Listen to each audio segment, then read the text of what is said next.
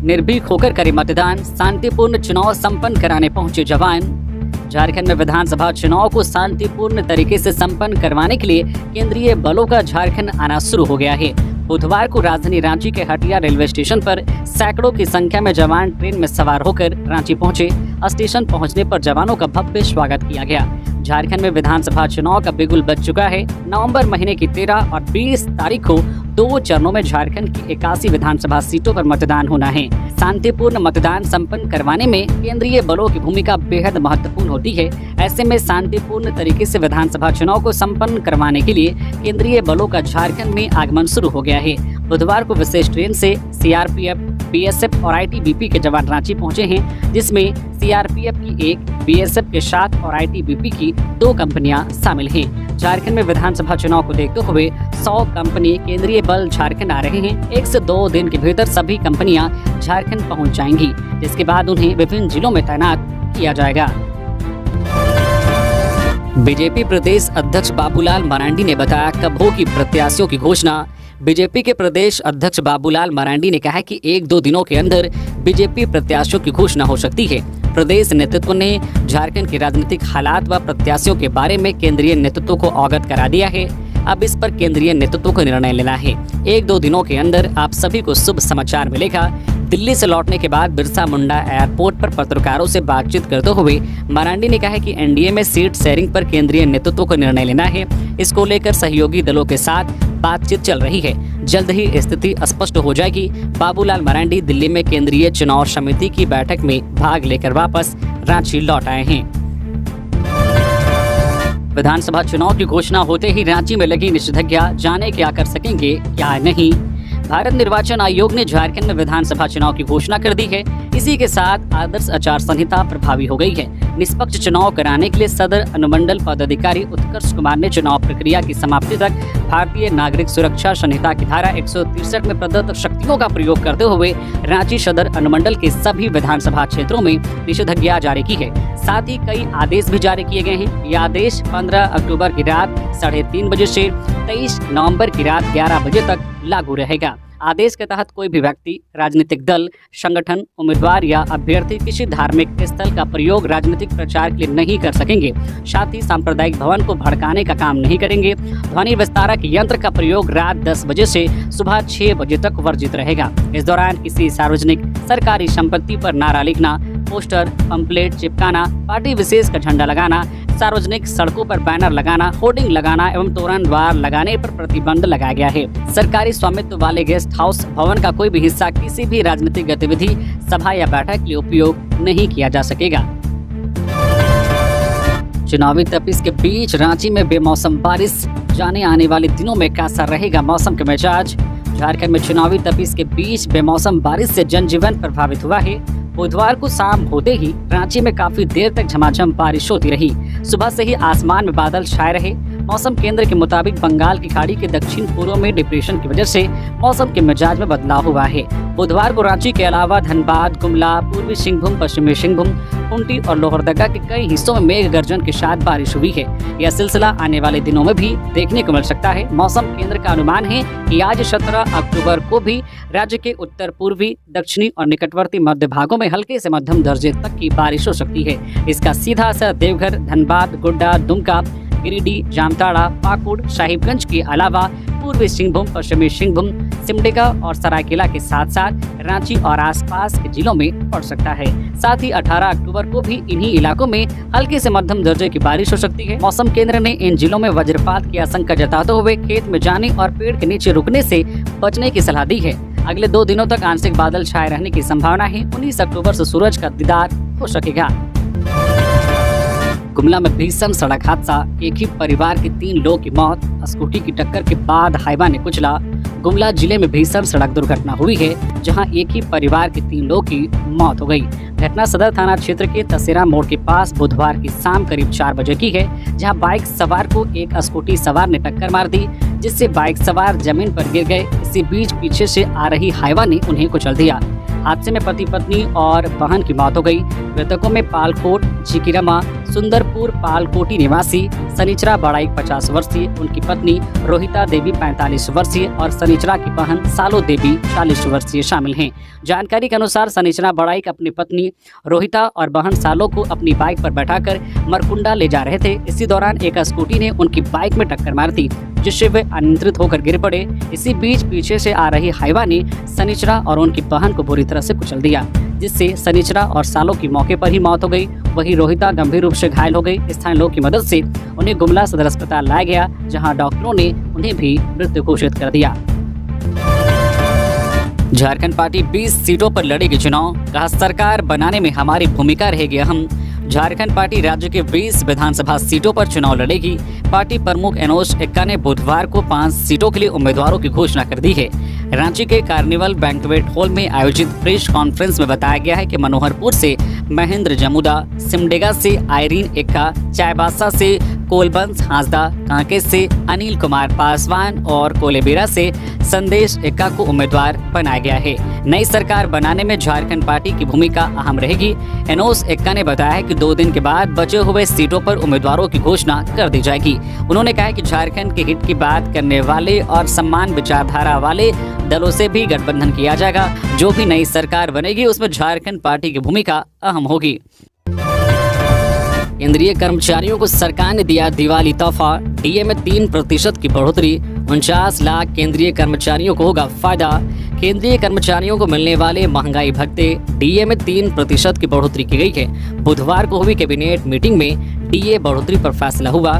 दिवाली से पहले हुई इस बढ़ोतरी के बाद महंगाई भत्ता 50% से बढ़कर 53% हो गया है। इसका फायदा करीब 49,18,000 केंद्रीय कर्मचारियों और 64,89,000 पेंशनर्स को होगा।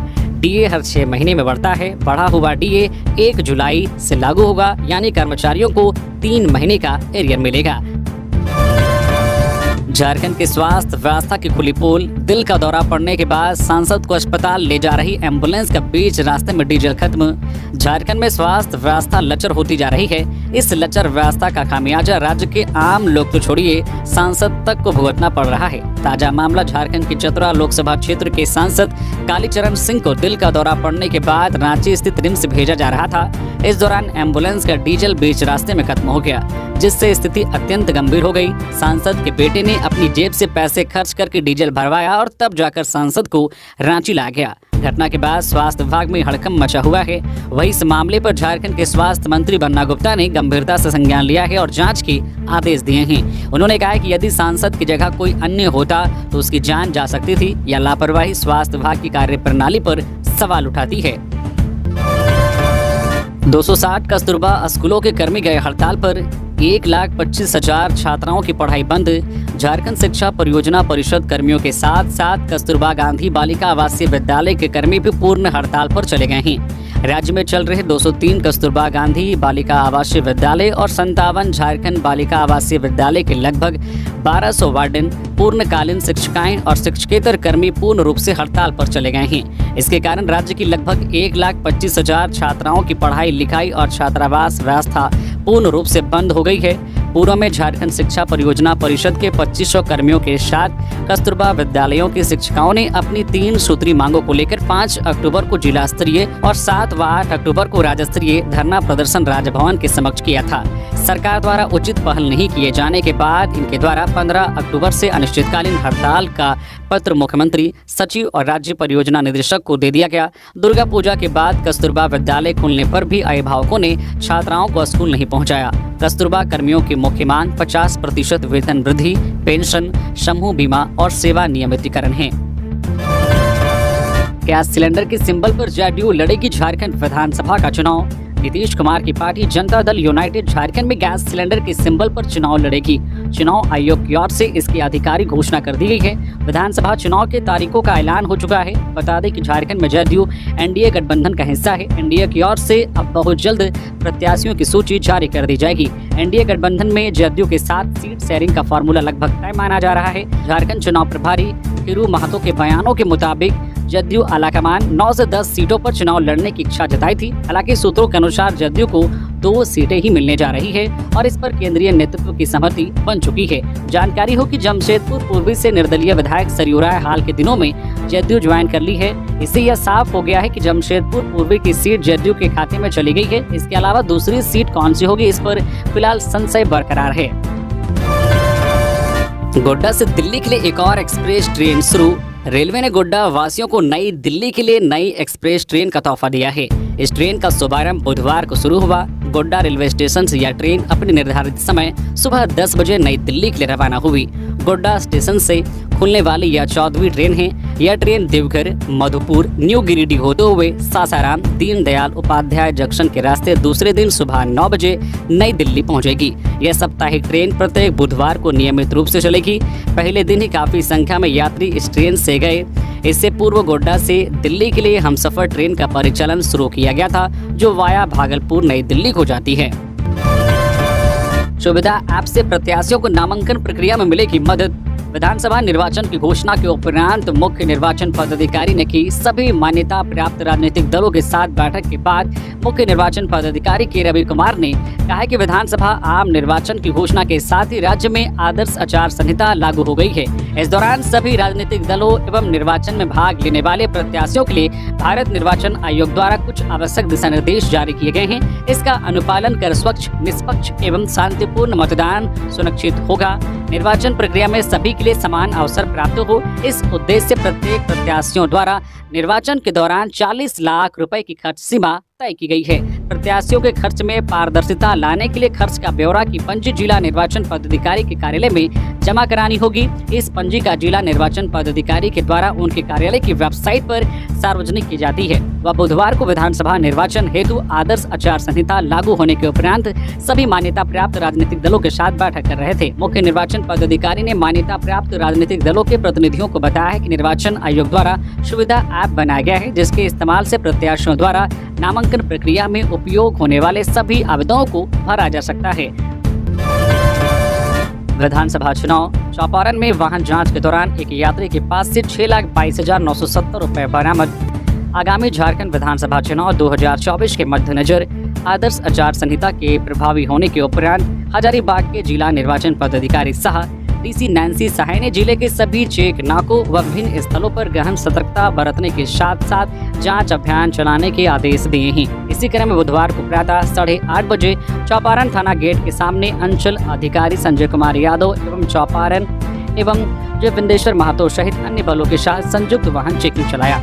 इस दौरान महारानी बस में एक व्यक्ति के पास से एक बैग में रखे बैग से नगद राशि कुल 6,22,970 रुपए बरामद हुआ। पूछताछ के क्रम में संबंधित व्यक्ति कमलेश प्रसाद शर्मा, पिता गया प्रसाद शर्मा, बरंडी थाना बाराचट्टी जिला गया बिहार के द्वारा इस कैश के बारे में कोई स्पष्ट जानकारी नहीं दी गई, कोई कागजात प्रस्तुत नहीं किया गया। तत्पश्चात वरीय पदाधिकारी एवं जहेर FST के दंडाधिकारी प्रदीप कुमार पासवान को इस संबंध में जानकारी दी गई तथा आचार संहिता के प्रावधानों के अनुसार विधिवत बरामद राशि का जब्ती सूची बनाकर उसे जब्त किया गया।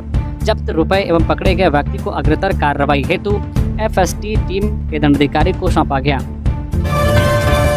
गिरिडीह के डुमरी में पुलिस जीप का टायर फटने से हादसा, ड्राइवर की मौत, 2 जवान घायल। मवेशी लोड गाड़ी का पीछा कर पकड़ने के क्रम में डुमरी थाना पुलिस के जीप का टायर फट गया, जिससे गाड़ी असंतुलित होकर पलट गया, जिससे निजी चालक रंजित साहू की मौत हो गई। वहीं एक अधिकारी और एक जवान के घायल होने की बात कही जा रही है। जानकारी के अनुसार निमिया घाट थाना क्षेत्र के लक्ष्मण मोड़ के समीप से एक मवेशी लोड गाड़ी गुजर रहा था और डुमरी इलाके से गुजरने वाला है। इस सूचना पर डुमरी थाना पुलिस ने मवेशी लोड गाड़ी का पीछा शुरू किया तो लक्ष्मण मोड़ के समीप गाड़ी का टायर फट गया। टायर फटने से गाड़ी का संतुलन बिगड़ा और गाड़ी सड़क के किनारे पलटी मार बैठा, जिससे थाना के निजी चालक रंजित साहू की मौके पर ही मौत हो गई। वहीं थाना की ASI भास्कर ठाकुर और जवान विवेकानंद मुर्मू गंभीर रूप से घायल हो गए। इस दौरान जानकारी मिलने के बाद SDPO सुमित प्रसाद भी घटनास्थल पर पहुंचकर दोनों घायलों को इलाज के लिए भर्ती कराया। वहीं मामले की जांच में डुमरी पुलिस जुटी हुई। झामुमो ने बीजेपी और चुनाव आयोग को बताया बंटी और बबली। 2 चरणों में चुनाव कराने के पीछे बड़ा खेल करने का आरोप। झारखंड मुक्ति मोर्चा ने 2 चरणों में मतदान की तारीख घोषित करने पर कड़ी आपत्ति जताते हुए बीजेपी और चुनाव आयोग के द्वारा बड़ा खेला करने का आरोप लगाया है। बीजेपी और भारत निर्वाचन आयोग को बंटी और बबली बताते हुए झारखंड मुक्ति मोर्चा की केंद्रीय महासचिव सुप्रियो भट्टाचार्य ने कहा है कि जिस तरह से पहले चरण में 43 और दूसरे चरण में 38 सीटों पर चुनाव की घोषणा की गई, उससे साफ पता चलता है कि इसके पीछे का क्या वजह है। उन्होंने कहा कि पहले चरण में जो 43 सीटों पर चुनाव होने ही वह 47 सीटों पर भी हो सकता था, लेकिन उसे जानबूझकर 43 ही रखा गया है। उन्होंने कहा है कि रामगढ़ और रांची जिले को 2 हिस्सों में बांटकर रखा गया है, जिससे पहले चरण के चुनाव के दिन उसके बगल में पीएम और गृह मंत्री चुनाव प्रचार का माहौल बनाने का काम कर सकते हैं। सुप्रियो भट्टा ने कहा है कि झारखंड में चुनाव एक चरण में भी हो सकता था, लेकिन ऐसा नहीं हुआ। उन्होंने कहा है कि बंटी और बबली का यह खेल लोकसभा चुनाव में भी हुआ था। राजद नेता तेजस्वी यादव 18 अक्टूबर को आएंगे रांची, सीट शेयरिंग पर होगी चर्चा। झारखंड प्रदेश राष्ट्रीय जनता दल के प्रधान महासचिव संजय प्रसाद यादव ने बताया है कि बिहार विधानसभा में विपक्ष के नेता तेजस्वी प्रसाद यादव 18 अक्टूबर को रांची आएंगे। रांची में राष्ट्रीय जनता दल के सभी नेताओं कार्यकर्ताओं से मुलाकात करेंगे, साथ ही चुनाव से संबंधित सभी से विचार विमर्श करेंगे। मुख्य प्रवक्ता डॉक्टर मनोज कुमार ने बताया है कि तेजस्वी यादव सड़क मार्ग से रांची पहुंचेंगे। वर्तमान राजनीतिक स्थिति पर राष्ट्रीय जनता दल कितनी सीटों पर चुनाव लड़ेगा, इस पर भी अपने दल के सभी नेताओं एवं कार्यकर्ताओं के साथ विमर्श करेंगे। मोदी सरकार ने किसानों को दी नई सौगात, रबी की 6 फसलों का समर्थन मूल्य बढ़ाया, गेहूं की एमएसपी 2425 रुपए प्रति क्विंटल तय। केंद्र सरकार ने बुधवार को रबी की 6 फसलों के न्यूनतम समर्थन मूल्य में बढ़ोतरी की है। सरकार ने गेहूं का न्यूनतम समर्थन मूल्य यानी एमएसपी 150 रुपए प्रति क्विंटल बढ़ाकर 2425 रुपए प्रति क्विंटल कर दिया है। रबी की 5 अन्य फसलों जौ, चना, मसूर, सरसों, कुसुम की एमएसपी में भी बढ़ोतरी की है। केंद्रीय कैबिनेट की मीटिंग में यह फैसला लिया गया है। पहले गेहूं की एमएसपी 2275 रुपए प्रति क्विंटल थी।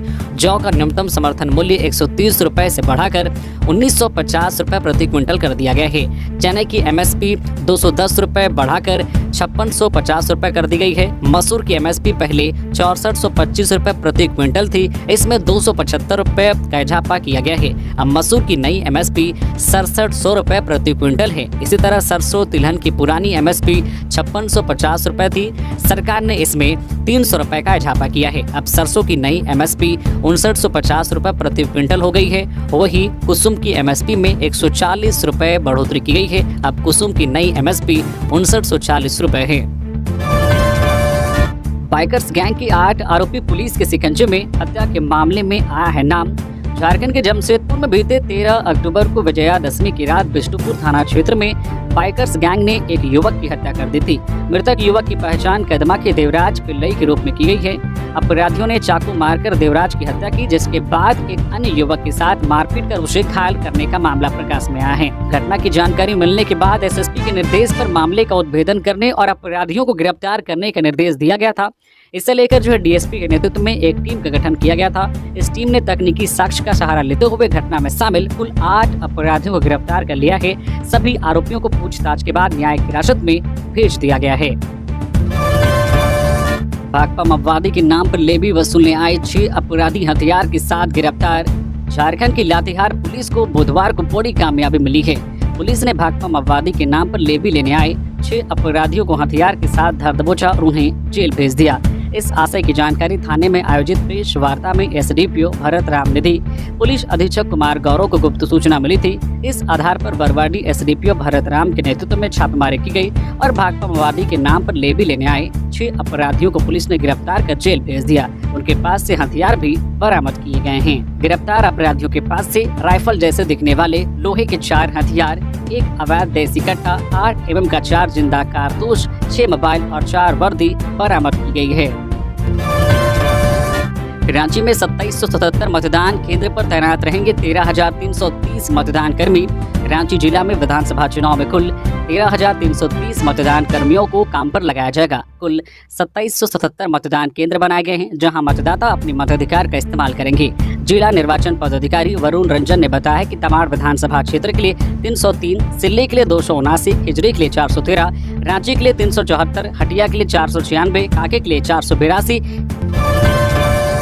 हाईकोर्ट का राज्य सरकार को निर्देश, रांची में ध्वनि प्रदूषण की रोकथाम को लेकर सख्ती से करे आदेश का पालन। झारखंड हाईकोर्ट में बुधवार को राजधानी रांची में बढ़ रहे ध्वनि प्रदूषण को लेकर सुनवाई हुई। इस दौरान कोर्ट ने स्वतः संज्ञान और शहर में बैंक्वेट हॉल, धर्मशाला, मैरिज हॉल में लाउड स्पीकर व डीजे के साथ रात 10:30 बजे के बाद बारात लगने से होने वाली ध्वनि प्रदूषण रूल के उल्लंघन को लेकर दाखिल झारखंड सिविल सोसाइटी की ओर से दायर जनहित याचिका पर सुनवाई हुई। इस दौरान हाईकोर्ट की खंडपीठ ने रांची में ध्वनि प्रदूषण को लेकर राज्य सरकार को कोर्ट के 19 सितंबर 2023 के आदेश का सख्ती से अनुपालन करने का निर्देश दिया। भ्रष्टाचार के खिलाफ एसीबी की बड़ी कार्रवाई। देवघर के सिविल सर्जन 70,000 रुपए रिश्वत लेते गिरफ्तार। देवघर के civil surgeon doctor Ranjan Sinha को एसीबी ने 70,000 रुपए रिश्वत लेते रंगे हाथ गिरफ्तार कर लिया है। उनकी गिरफ्तारी कालीबाड़ी स्थित उनके आवास से हुई है। अरेस्ट करने के बाद भ्रष्टाचार निरोधक ब्यूरो उन्हें अपने साथ दुमका ले आई।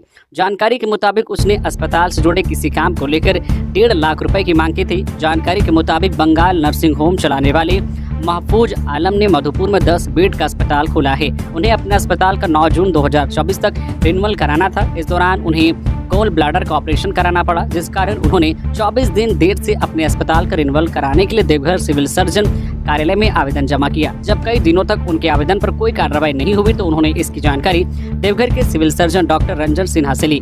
डॉक्टर रंजन सिन्हा ने उसने इस काम के लिए 1 लाख रुपए की मांग की। जब उन्होंने इतनी बड़ी रकम देने में असमर्थता जताई तो सिविल सर्जन ने उन्हें 3 से 4 किस्त में यह रकम अदा करने को कहा। बाद में डॉक्टर रंजन ने घूस की रकम बढ़ाकर 1.5 लाख रुपए कर दी। आवेदक यह रकम नहीं देना चाहता था, इसलिए उन्होंने इसकी शिकायत एसीबी से की। एसीबी ने उनके शिकायत का सत्यापन किया। इसके बाद उन्हें पकड़ने के लिए जाल बिछाया। शिकायतकर्ता पहली किस्त के रूप में 70,000 रुपए देने के लिए अपनी सहमति दे दी, जिसके बाद डॉक्टर ने उन्हें उस रकम को लेकर कालीबाड़ी बेल बगान स्थित अपने आवास पर बुलाया। इसके बाद डॉक्टर रंजन सिन्हा रुपयों के साथ रंगे हाथ गिरफ्तार कर लिए गए।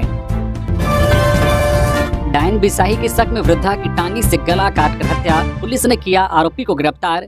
पश्चिमी सिंहभूम के कुमारडुंगी थाना क्षेत्र के महुलडीहा गांव में एक दिल दहला देने वाली घटना घटी। यहां डायन बिसाही के आरोप में एक वृद्धा की टांगी से गला काटकर हत्या कर दी गई। घटना मंगलवार दोपहर करीब 1:30 बजे की है।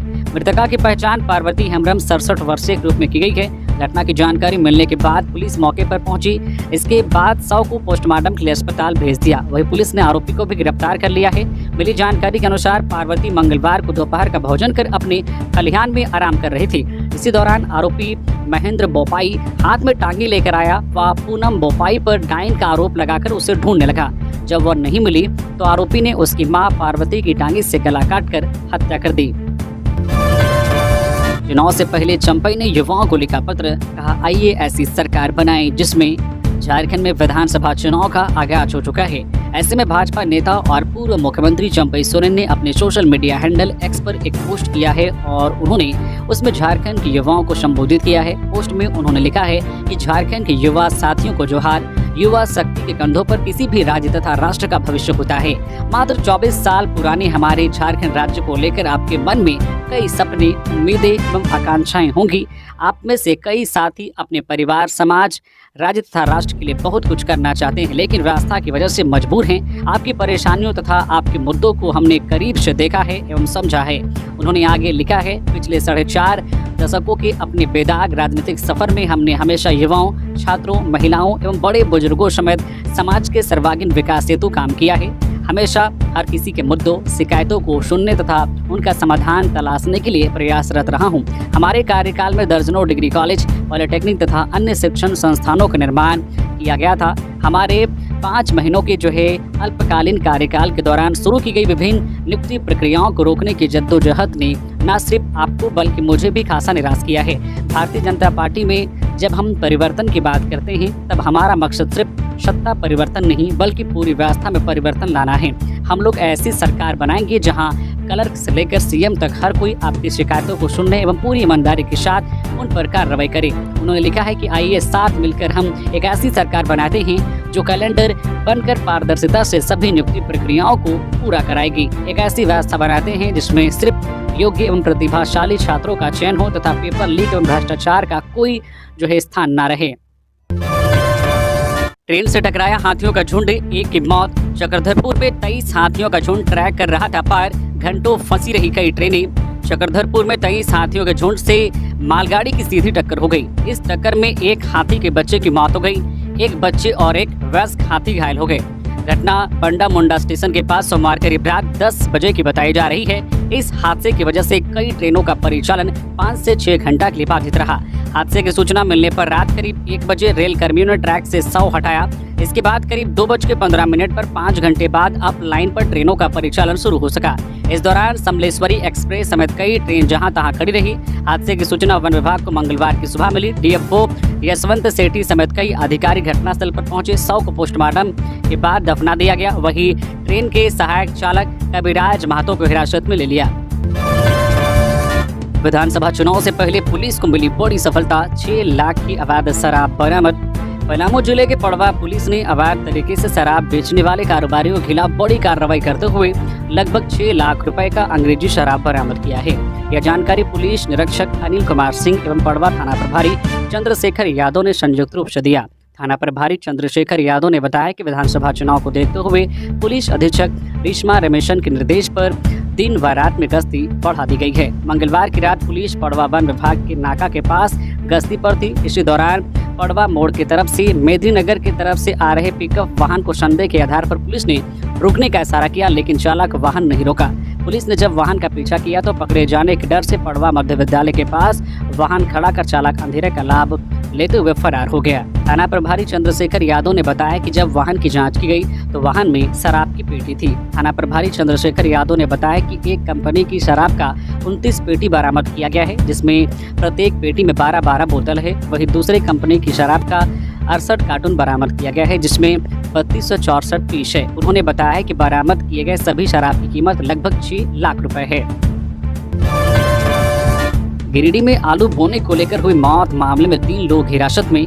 आलू रोपने को लेकर मंगलवार की शाम 2 पक्ष में हुई हिंसक झड़प और पथराव में एक व्यक्ति की मौत के मामले में गिरिडीह के धनवार पुलिस ने धनवार के गर्जा सारण गांव के विश्वकर्मा परिवार के 3 सदस्यों को हिरासत में लिया है और तीनों से पूछताछ में जुटी हुई है। वह विश्वकर्मा परिवार की ओर से पुलिस अब आवेदन मिलने का इंतजार कर रही है। हालांकि सारे लोग के घायल होने के बाद अब पुलिस फर्द बयान लेकर दूसरे पक्ष के खिलाफ केस दर्ज कर कार्रवाई करेगी। वैसे दोनों पक्षों के लोग का इलाज जारी है, तो जिस भानुभोक्ता की मौत इस घटना में हुई है उस परिवार के सदस्यों में अब भी गुस्सा है, लेकिन हालत को देखते हुए धनबाद पुलिस अब भी कैंप किए हुए हैं, लिहाजा गांव का माहौल अब सामान्य है।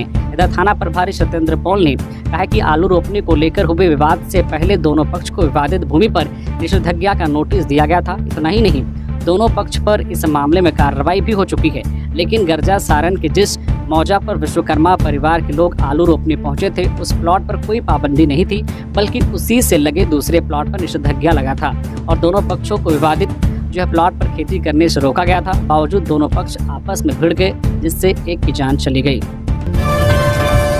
दिशोम गुरु शिबू सोरेन से मिले मंत्री हफीजुल हसन, चुनावी रणनीति पर हुई चर्चा। नगर विकास एवं आवास विकास मंत्री हफीजुल हसन ने बुधवार को झारखंड मुक्ति मोर्चा के केंद्रीय अध्यक्ष राज्यसभा सांसद दिशोम गुरु शिबू सोरेन से मुलाकात की। इस बीच विधानसभा चुनाव की रणनीति पर चर्चा हुई और सोरेन ने मंत्री हफीजुल हसन को चुनाव के लिए शुभकामनाएं दी। सोरेन से मिलने के बाद हफीजुल ने मीडिया, कार्यकर्ताओं और साथियों से कहा है कि यह चुनाव हमारा है, पूरी मेहनत और दिल से काम करें, हमारे किए गए कामों को हर घर तक पहुंचाएं ताकि सभी जाने कि हेमंत सरकार ने क्या किया और आगे क्या करने की योजना है।